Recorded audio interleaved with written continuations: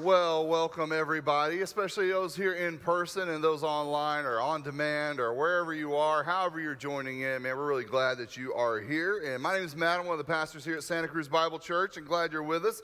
We are officially, this week, with graduations happening and all these things going on, we are finally turning our eyes toward summer with a brand new series. We're actually going to go ahead and get into our summer series and get it started this week because there's a lot there.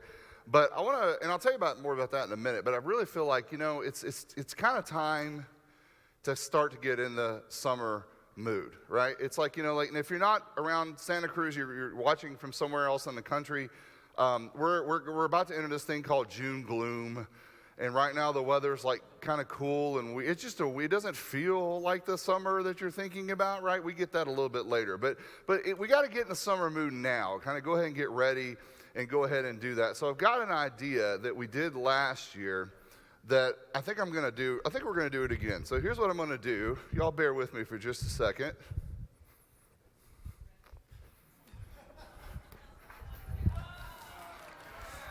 Yep. On you. I love the simultaneous cheers and groans, my favorite. So here's what we're going to do. We did this little game last year, and it was just something to kind of get us in the mood.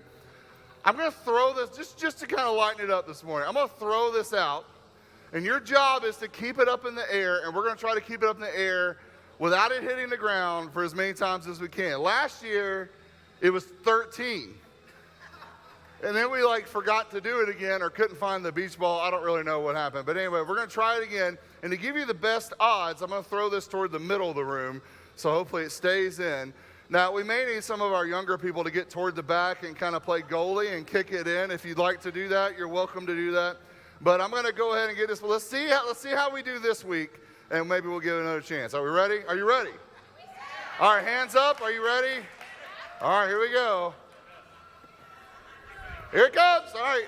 1, 2, 3, 4, 5, 6, 7, 8, 9, we're getting close, 10, 11, 12, 13, we're going to beat it, 14, yes, 15, 16, 17, 18, 19, 20, 21, 22, 23, 24, 25, 26, 27, come on, 28, 29, 30, 31, hey, all right. Good job, everybody. Wow, 31, not bad. 31, that's way better than last year. That's just proof we have gotten younger, right? 31, that's impressive. Wow, way to go. Good job, guys, way to go. All right. Good job. I don't know where the ball, okay, good. I just want to make sure we're not still doing that during the message. That always is fun. Anyway, if it does get boring, though, just call for the ball. We'll do it. Anyway, so be like, I'm kind of bored. Can we do, anyway. So today, good job, everybody. We're starting to do a summer series. See, now you're in a better mood. It feels more like summer. It feels like I want to go, get the barbecue going. I feel you. It's good. New summer series called The Way, okay? And honestly, when we talk about a new way of life, that's a lot of what Jesus spent a lot of his time describing, was this new way, this new life that he described. And honestly, he talked a lot about it in his life and went over it in detail. And that way of life changes everything for those who follow it. And there's this moment in his life where Jesus is on a hill and he gives a full message that we have completely documented. And in this message, he really lines out this new way of life. And this message is famously called the Sermon on the Mount, okay? And strictly because it was a message given on a hill, okay? That's kind of what it was. He was on this hill so the crowds could hear him.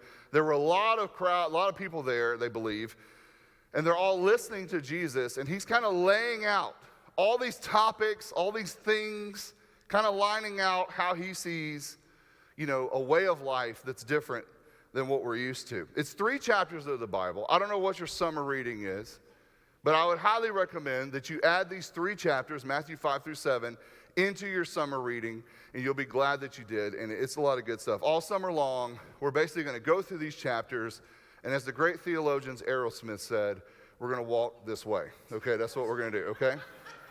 And Run DMC, by the way. So anyway, now the fun thing about summer is you're not just going to hear from me and Scott. You're going to hear some new voices over the summer. There's some returning voices coming in this summer. And if you have to travel or something happens, you don't have to miss a week of the series at all, because all summer we're going to be on our YouTube channel, our podcasts that are on Apple Music, Spotify, all that mess, and SantaCruzBible.org, so you can catch on. You don't have to miss any of it. But here's the problem. If you're traveling, you can't play the beach ball game. You have to be here in person for that. So if that changes your vacation plans, I understand. So we got to beat 31. So anyway, so today we're going to kick off of what's probably the most famous part of this message that Jesus gave that we're going to be looking at all summer. He starts off with this kind of part that we've commonly called the Beatitudes, right? And a beatitude's a long story of what this word actually is and where it comes from. It's kind of muddy, but basically a beatitude, if you translate it over, it basically means blessed are, or blessed are, okay? So Jesus is listing off people. Blessed are these people. Blessed are those people. And he's kind of going through this list, right? And in a classic Jesus twist, because this is kind of what he does, he lists off people that we don't think are blessed, right? He says, blessed is this person, blessed is that. And we're kind of going, I don't know. It could have been a little confusing to the crowd that heard it. So we're going to listen to this part, okay? We're going to look at this together, and then we'll dig in. Okay, so Matthew 5, 3 through 12. This is where we're going to begin this journey. Jesus speaks to this crowd, and he says, God blesses those who are poor and realize their need for him, for the kingdom of heaven is theirs. God blesses those who mourn, for they will be comforted. God blesses those who are humble, for they will inherit the whole earth. God blesses those who hunger and thirst for justice, for they will be satisfied. God blesses those who are merciful, for they will be shown mercy. God blesses those whose hearts are pure, for they will see God. And God blesses those who work for peace, for they will be called the children of God. And God blesses those who are persecuted for doing right, for the kingdom of heaven is theirs. God blesses you when people mock you and persecute you and lie about you and say all sorts of evil things against you because you are my followers. Be happy about it. Be glad, for a great reward awaits you in heaven. And remember, the ancient prophets were persecuted in the same way. Now, there's a lot here, as you've read. You're kind of like, shouldn't this have been the whole summer just this? Probably. But we're gonna try to just take this and just kind of look at it today and get a big picture view of what this is. Because you could spend all summer really digesting what all these things that Jesus said. And this had to be confusing to the crowd and confusing to us. Because honestly, think about this. People who are poor or mourning or persecuted are not people we consider blessed, right? That's not exactly what I'm thinking, right? When I think of blessed, kind of a thing. And when you think about what the crowd must have been thinking, and maybe it's just my warped brain, but when I think about the Beatitudes, I always think about Monty Python. Now, if you've ever seen Life of Brian, okay, there's this part where the characters are supposedly at the hill where Jesus is teaching, but he's very far away and they can't really hear what he's saying. So they're trying to understand him from far away. So instead of hearing, blessed are the peacemakers, this guy says, I think it was blessed are the cheesemakers. To which this woman says, well, what's so special about the cheesemakers? To which a man replies, well, obviously it's not meant to be taken literally. It refers to any manufacturers of dairy products. And it's the stupidest line ever. And I laugh every single time at blessed are the cheesemakers and the ongoing discussion they have in classic Monty Python style of just absurd. But I love it. And I always think about that when I think about this. But this had to be confusing. I mean, it's funny because what they're making fun of probably happened. There was confusion about this as people heard Jesus, thinking what? The poor, the mourning, the persecuted, these aren't blessed. Do you mean stressed? Is he saying stressed? Stressed are the poor, stressed are the more, that would make more sense, right? That kind of applies, right? And this is our issue with when you think about what Jesus is describing, and we think a blessed life is a comfortable life. These aren't comfortable things. What is he saying? Jesus is challenging how we view life as a whole, right? Now, an interesting way to look at the Beatitudes is think about this. Consider the opposites. If you actually flipped every single Beatitude, what's funny about it is it's not great, but it really makes more sense in a weird way to us in how we think. For example, like what if in some bizarro world, Jesus had said, blessed are the self-absorbed. Blessed are those who numb themselves. Blessed are the arrogant. Blessed are the apathetic. Blessed are the merciless. Blessed are the manipulators. Blessed are the divisive. Blessed are the privileged. I mean, let's be honest. You flip those and you're kind of like, those people do seem more blessed, right? Like than everyone else, at least in my mind, right? I mean, think about it. If you're privileged and you're self-absorbed, yeah, it's not great, but that's a cozy blanket of a life. I like that. That sounds good. You know, that sounds like a big pool, a big car. That sounds good. Like, I like that, right? Like, the arrogant and manipulative and divisive, they seem to be the winners of everything, right? You know? I mean, that seems to be like those people are making the news all the time and doing things. I mean, it doesn't seem like they're losing anything, right? It seems like they're gaining everything. You know, if you're apathetic and numbing yourself, well, you know, that's not great, but at least it's not being persecuted or mistreated, right? That sounds worse. You know, and you're not making people roll their eyes or raise their eyebrows at you if you're out there seeking justice. If you're not doing that, people are fine. You're not ruffling feathers. You're not getting in people's way. But the challenge is this I want to lay out is, could it be that the comfortable life that we really want is a shallow one? Could it be that what we see as the goal could be pretty empty? And maybe not what we actually want. Because our instincts as people are to seek our own best interest. And really our instincts are to always seek the most comfortable life possible. That's what we really want. The American dream, right? Move up the ladder, get the big house, get all the money. Like, you know, that's the thing. Like, get up in there, do the thing. That's what we do. But Jesus is pointing to this other way that's beyond our instincts and beyond our interest. And there's a lot of discomfort on this list that's blessed by God. And so we're going to look at it. And here's a warning, by the way, before we go through these Beatitudes and just kind of dive into them a little bit. And I'll move quickly, but here's kind of a warning. When you hear the Beatitudes, these are not things to do to get God's blessing. Right? These are not achievements that you need to get out there and try hard and earn. Okay, that's not what this is, right? Well, if I'm, more humble, God will bless me. If I'm more merciful, God will be more merciful, to me. He's going to give me more stuff, right? And I'm going to get more things, right? These are not goals, These aren't things you're going to go, okay, I'm going to try to do this. I'm going to try hard to do it. That's not what this is. These are ways that God is calling us to just live with his help, by the way. But that's what this is. So let's look at the first one. Matthew 5:3 says, God blesses those who are poor in spirit and realize their need for him, for the kingdom of heaven is theirs. Now, I added in spirit because that's actually the original phrase in the original language is poor in spirit, because I didn't want you thinking this was about a financial status. This is actually about a mental, emotional, spiritual status called poor in spirit. And what that means is this. You felt this way. You just didn't know it was what it was called. I'm not sure I'm going to make it through this. I don't have what it takes. I am not enough for this. It's basically saying, in my spirit, I am poor in spirit. I do not have anything left. I am empty. I am on low. I don't have anything for this. I'm poor in spirit. And then Jesus, as he's in this conversation, because obviously this is a common feeling that I think all of us feel, he kind of adds some very similar things to it. In Matthew 4-5, he says, God blesses those who mourn. That's an empty feeling, for they'll be comforted. And God blesses those who are humble, right? That's not a good feeling sometimes, for they will inherit the whole earth. And what Jesus is describing is states of being in need. States where you're in need and you don't know what you have left and you're not quite sure what to do, right? Feeling empty, grieving a loss. And I have nothing left to get me through this emotionally and mentally.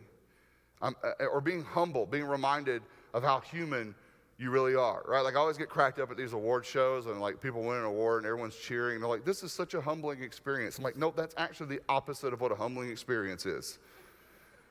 Being praised and winning and doing great things, that's not humbling, okay? That's the opposite, right? Humbling is when you win the award and you have a booger in your nose or your fly is open and everyone knows and everyone's like, that's a humbling thing, right? That's when it's like, hey, you're human. You're not all that, right? It's that kind of thing. That's a humbling experience. That's not a fun thing. But when you think about it, like, how is poor in spirit, mourning, being humbled, how are those blessed? Those don't seem like great experiences, right? And Jesus is telling us that people who go through dark times of deep need, what happens to them? Well, figuratively, he says they're given the earth, the kingdom, and comfort from God himself. Now, what does that mean? Look at Psalms 34:18, one of my favorite scriptures. It says this. It says, the Lord is close to the brokenhearted, and he rescues those whose spirits are crushed. See, blessed are the broken, because they experience God's love and his generous grace in ways that basically people who aren't broken don't. They see him meet needs in ways that the others don't. God gives them, in the midst of their brokenness, blessings. In the very midst of their pain and feeling shattered and feeling broken and discombobulated, God reaches in there and blesses people and begins to heal wounds. I don't know if you know this, but numbing pain never heals it. It doesn't do anything, right? You just don't feel it. But then it's back with guilt for what you did to try to numb it. And honestly, numbing pain is something that we do all the time. We cope, we do all these things. It never does anything. It never heals. What God is offering people is a process, a journey that's not instant, but where he begins his love, his mercy, get into deep, deep, deep areas of our life. Grief is a process. Healing is a process. But here's what God says. I'm going to stay close to you every step, every day. And I'm going to guide you there. And what we see from these verses is simply this, that God gives the broken the journey of healing. Being broken, we see that as a negative. But he's like, no. God blesses broken people in ways that he heals them, gives them grace, gives them mercy. He brings wholeness to people who feel like their dreams or their lives are shattered. And I've been there. I know what that feeling is when everything you thought was going here, and then everything breaks apart and you have no idea what life is. He brings wholeness. He can heal wounds, no matter how far back they go, no matter how intense they are. He can get that process going. None of this is instant. But what's so important is this is a promise that Jesus makes to people who wonder if God hears their cries at all. And I know those times where you feel like, where is he? Why does he not care? Why does he not intervene? And Jesus is just like, no, he is. But this is the promise. If you're broken, you're blessed. And this is how. And then he moves on to a whole other segment. In Matthew 5:6, he says this. He says, God blesses those who hunger and thirst for justice, for they will be satisfied. We long for justice when we're wronged, right? I mean, somebody does us wrong, we're pretty mad. We want to see somebody pay. We want to see justice prevail. But when others are wronged, do we still long for it? Well, let me put it to you this way. When others are wronged that you have nothing in common with, do you still long for justice? And this is a conversation, Jesus pulls more into this when he says, even verses 9 and 10, he says, God blesses those who work for peace, for they'll be called the children of God. God blesses those who are persecuted for doing right, for the kingdom of heaven is theirs. So I want you to think about this. Working for justice, working for peace, being persecuted for doing what's right. Again, sounds stressful, but Jesus says these people are blessed. And I get it. For some, speaking up for marginalized people, or addressing elephants in the room, or even being willing to just draw criticism from the status quo, all that seems like controversy, right? Those are things don't rattle the cage, don't do that. Those kind of, that's just controversial things. But you have to understand that Jesus, those were just basic ways we follow Jesus. Jesus didn't look at that as like extra credit. He's like, this is just the way we live. This is the way we do these things. And I want to speak to this for a second, because, and especially, maybe it's election year. I don't know if you've heard. Did you guys hear about that? Yeah, anyways, okay, good. Anyway, just making sure.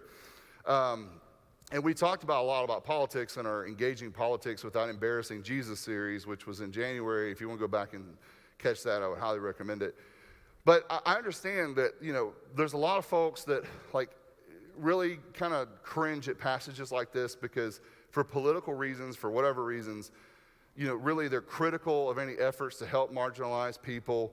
They kind of roll their eyes at things like conversations about racism and kind of like, ugh, whatever, don't believe in that or whatever. And really, anything that they're funding, sometimes they'll actively defund it if it helps minorities or starts helping LGBTQ people or immigrants or anything like that. If they see that it's going that way, they're kind of like, I'm pulling my everything, and I'm going to come out and criticize that. And I want to understand, everyone's entitled to a political perspective. I want you to understand, I respect that. The problem is, if you claim Christ, you have a really big problem on your hands, right? Because that attitude, that way of life, this is not consistent. Like, it's a problem, and I'm saying that objectively. The words and life of Jesus Christ are extremely crystal clear about how he sees marginalized people and what he wants us to do about it, how he sees justice and what he wants us to do about it, and doing the right thing, even if people criticize you. Heck, they may even hang you on a cross for it. And this is what he did. This is what he believed. No, we do what is right. We do what is good in the world, even if people come against it, even if people criticize it. And all I'm saying is this. It's you don't want to claim Christ, but also show contempt for his teachings, right? You just don't want to you don't want to be caught in that weird problem of trying to sort that out and trying to figure that out, because you got to understand, Jesus in Matthew 25 says that the mark of a Christian, the mark of, how do you know, what's the symbol of a follower of Jesus? It's their compassion for other people. And he does this whole thing about the sheep and the goats, right? And the goats didn't care, but the sheep did. And there's a whole play out of how that plays out, right? But I just want you to understand, I don't want you to feel caught between that. If maybe that's something that you wrestle with and struggle with, I would invite you to say, to consider the way of Jesus in this and really look at this, because in all honesty, it takes courage to fight for people, especially other people that you don't have a lot in common with, right? It takes courage to say hard things. It takes courage to try to end conflicts and kind of perpetuate them. It takes courage to take the hits and the criticism for doing any of these things, but still run the race that God has for you. But Jesus promises those who do this work in this world are God's children, people of the kingdom, and will be satisfied. Now, what do you mean by satisfied? Well, I always think about the passage where Jesus says at the end, there will be people, and I'm going to look at them and say, well done. Well done, good and faithful servant, right? And Jesus is describing a finish line of joy after a hard run, after a hard marathon of life. And Jesus says this simply, it's just, if we look at these passages and kind of go, what does this mean? Sum it up like this. God gives the courageous the rewards of perseverance. It is not easy to be courageous in today's times. I mean, people are divisive and angry and yelling and all this kind of stuff all the time. But at the end of the day, you got to ask yourself, but am I following Jesus? But am I doing what God's called me to do? Despite if my family doesn't get it, or my friends don't get it, or whoever this person is doesn't get it. At the end of the day, who's going to make a way and speak up for people that don't have a voice if you do? Why not use it? Why not do those things? Right? And I love the rewards of perseverance because these aren't instant. And honestly, in Scripture, some of these rewards don't even happen until long after people are dead. They didn't even ever see them. But those rewards kept happening and things kept happening because those who focus on others and fight for others and take the heat are doing what we call the Lord's work. That's what the Lord's work is. And He will reward them. So if you're one of those people torn with that, wrestle with it. Absolutely wrestle with it. Get in the Scriptures, weigh it through, talk with the Lord. And if you're doing that work and you're taking the heat, understand Jesus promises you will be blessed. Now look at this last one. Last part, Matthew 5, 7 through 8. God blesses those who are merciful, for they will be shown mercy. And God blesses those whose hearts are pure, for they will see God. I'm going to be honest with you. Being merciful to someone who has hurt you is really hard work. It is not easy. They call it taking the high road, right?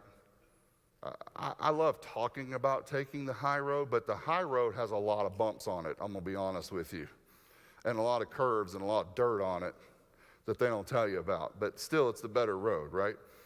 And honestly, sometimes it takes a while to be able to understand maybe why this person did this. Sometimes it's just speculative, right? Like, I have no idea why they did it. Maybe it was this. And choosing to forgive them and let go of resentment. It's understanding grace is not something that we just receive. It's the choice to give grace that you have received. You know, and when I think about pure of heart, boy, that one gets thrown around in weird ways, right? Like people don't, you know, what, I mean, I don't think anybody in here thinks they're pure of heart, right? I mean, I don't. If you do, great, come up here and preach, because I don't, okay? Pure of heart. I'm like, oh, if you bring out a big, you know, like, let's look at everybody's heart for the last week. I'm like, yeah, I'm good. I'm going to pass on that. You know, kind of thing. I think you would too, right? But I think pure of heart's not what we think it means, because I think anytime we think purity, we think something completely unattainable, perfection, or something weird. Pure of heart just means pure intentions and pure motives to me. Here's what it means. When my heart is contaminated by insecurity or fear, what I tend to do is I try to force my way on people or manipulate people in situations because I am afraid or I am insecure.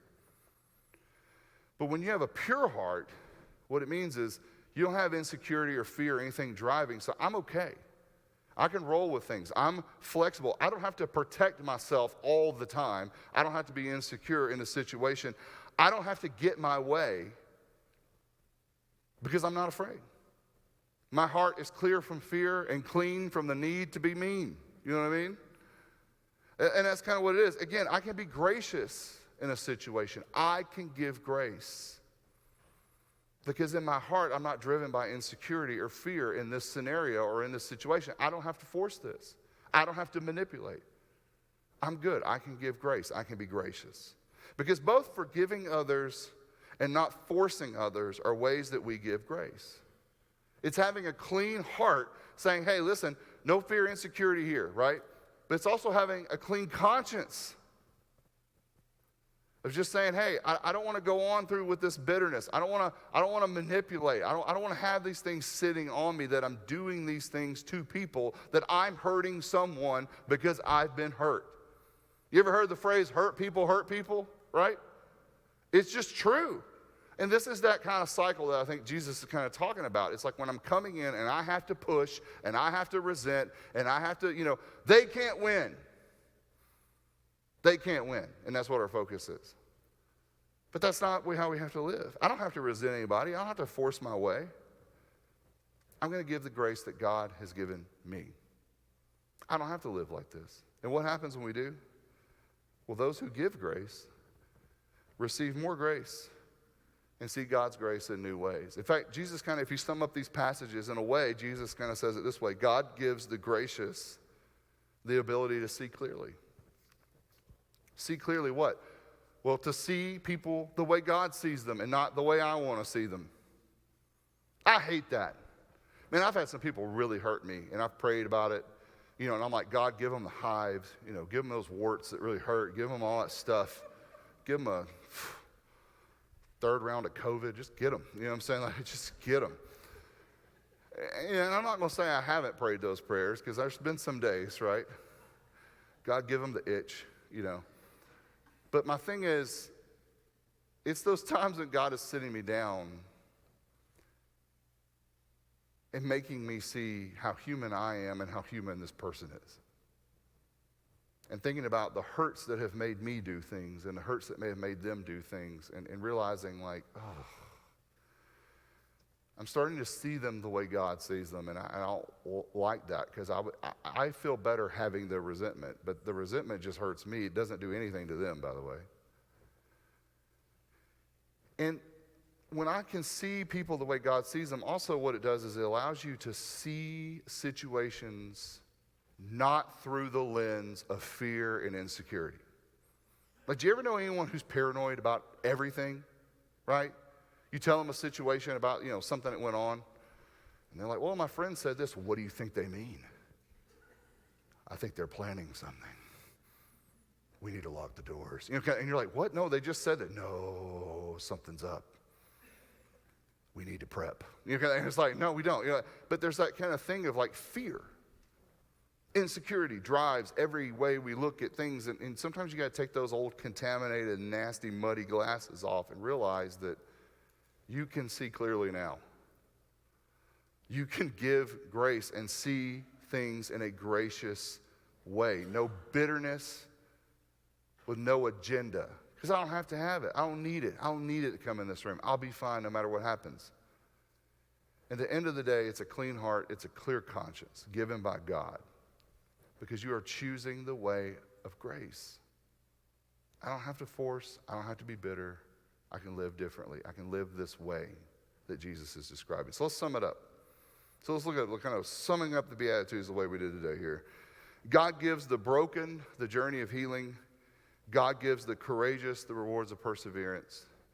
And God gives the gracious the ability to see clearly. The broken, the courageous, the gracious.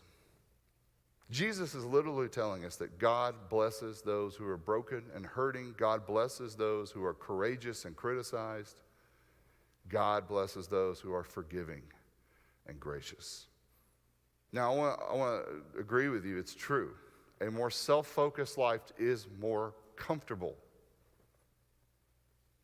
What's great about a self-absorbed life, you don't have to care about others. In fact, you don't have to think about them. Works out great, right? It's a lot easier. It's just about you and what makes you happy. And for a lot of people, that is the purpose of life, right? I am the center of the universe. The movie is about me. Here's how I know. The camera follows me everywhere I go, so I know I'm the star of the movie, right? And it's about me being happy. And it's about me being fulfilled and squeezing all the happiness I can out of this existence. And that life sounds cozy, but there's that other part we forget, that there are consequences to a self-absorbed life that hurt you, that hurt other people. You can't have a peaceful life and be self-absorbed at the same time. It's immediate conflict, because this person's self-absorbed, this person's self-absorbed. They're not going to come together and go, let's help each other. No, they're not, right? And then think about this, the numbing and the coping you have to do to stay happy.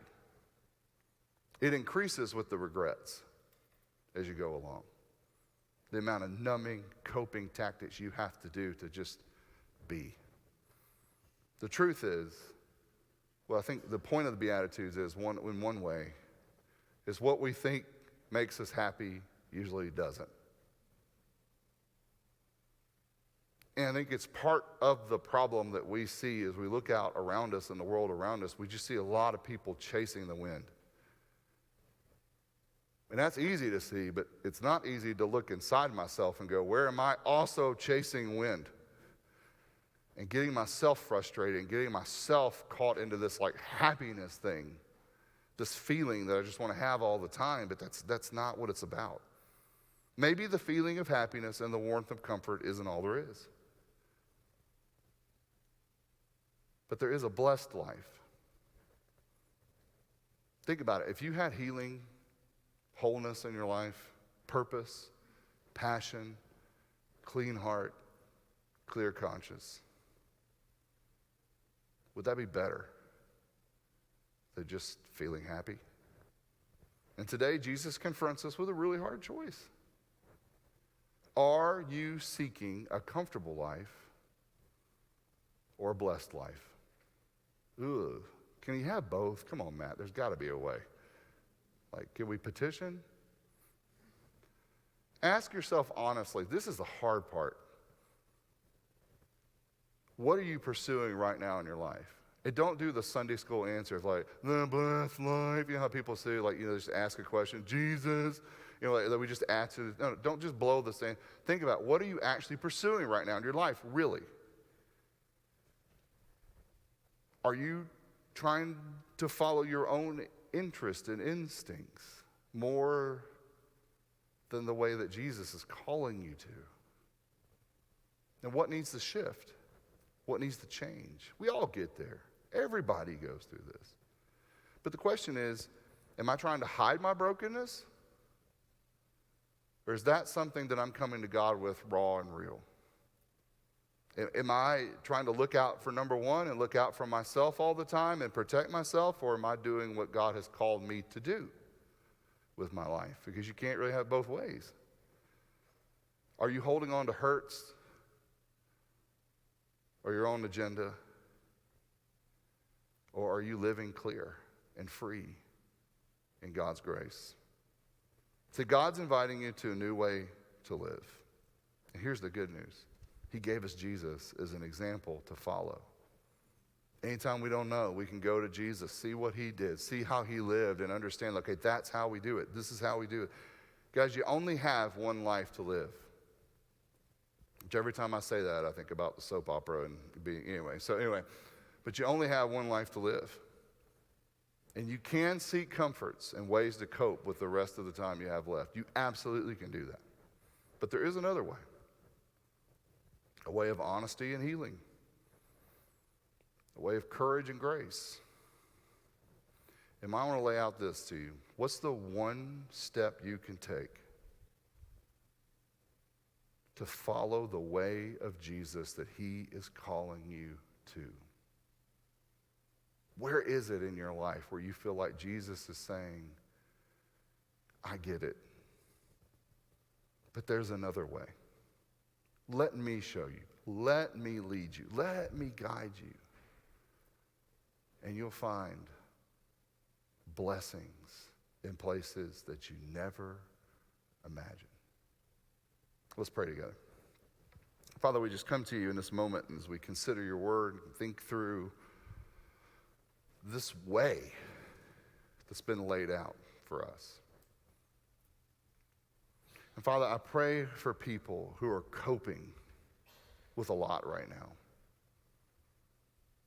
that you help them to take that step toward you to find healing instead of coping. That maybe we stop numbing the wounds and start working through them with your grace and your mercy. And you promise to do that. Father, for those who are afraid of criticism, want to do good, want to help others, but so afraid of what people are going to say or think, Father, give them the courage to do it anyway, to help someone, to reach out, to do the work that you've called us to do despite how people see it or what people think it is. And Father, help those whose insecurities and fears they feel like are in the driver's seat more often than they should be. That too often we feel like we need to manipulate, we need to push, we need to do this, we need to make this happen. When in reality, your grace calls us to take a deep breath and know that no matter what, you're accepted, you're loved, and that God works everything out for the good of those who love him, that I don't have to force my way, I don't have to resent anyone, I don't have to hold things so close to me for fear that someone's going to take advantage or win. I can let go. and be gracious, full of your grace to others and to myself. God, will you continue to show us ways we can grow, mature, step into the discomfort of this list, and be okay with the discomfort because you are with us every step of the way. We do so much to make ourselves comfortable, but God, today we ask you to show us where we need to be uncomfortable and to trust you with that work. And it's in Jesus' name we pray. Amen.